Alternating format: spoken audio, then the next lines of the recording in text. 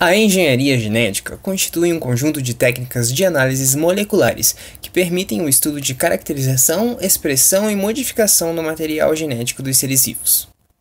A sua prática é muito polêmica entre a comunidade científica e levanta aspectos relacionados à ética, pois baseia-se em modificações do material genético natural, na produção de organismos geneticamente modificados ou na sua clonagem. É necessário, portanto, conhecer o seu significado para saber como e de que forma ela pode contribuir para um efetivo benefício à vida.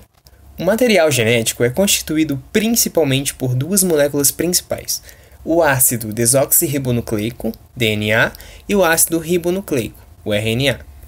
O DNA é considerado o mais importante dentre os ácidos nucleicos. Ele constitui o genoma dos seres vivos, onde estão contidas todas as informações genéticas fundamentais para sua existência. A partir dele, essas informações se expressam nas células e se perpetuam em gerações futuras. Assim, pode-se dizer que o DNA tem função de armazenar e manter informação genética. Os ácidos nucleicos são constituídos por subunidades menores chamadas de nucleotídeos.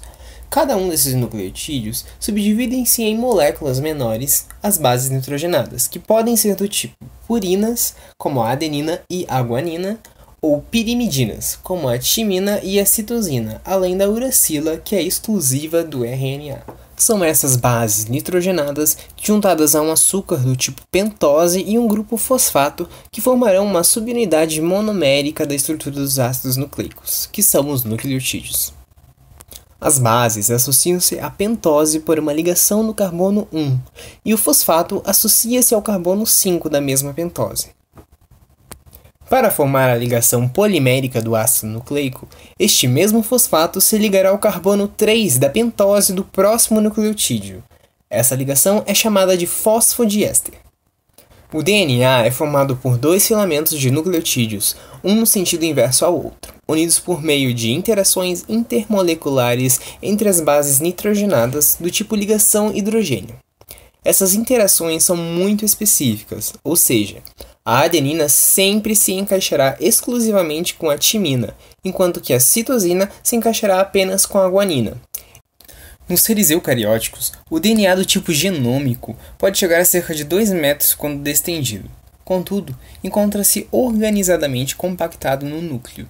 Isso ocorre devido ao DNA associar-se a proteínas de caráter básico chamadas de histonas, constituindo a cromatina. Essas histonas associam-se umas às outras formando os nucleossomas, no qual a dupla cadeia de DNA dá voltas. Este conjunto é denominado de colar de pérolas. Assim, a grande molécula de DNA pode assumir tamanhos muito pequenos. A outra molécula de ácido nucleico, o RNA, ao contrário do DNA, é formada por uma única fita de nucleotídeos. Porém, no RNA, as bases que o constituem são a adenina, a uracila, a citosina e a guanina, ligadas pela ribose. A função da molécula de RNA está associada à síntese de proteínas, que são os compostos finais da expressão de um caráter gênico estocado no DNA. Essas proteínas desempenharão funções estruturais, enzimáticas e como componentes de sistemas como a hemoglobina e os anticorpos.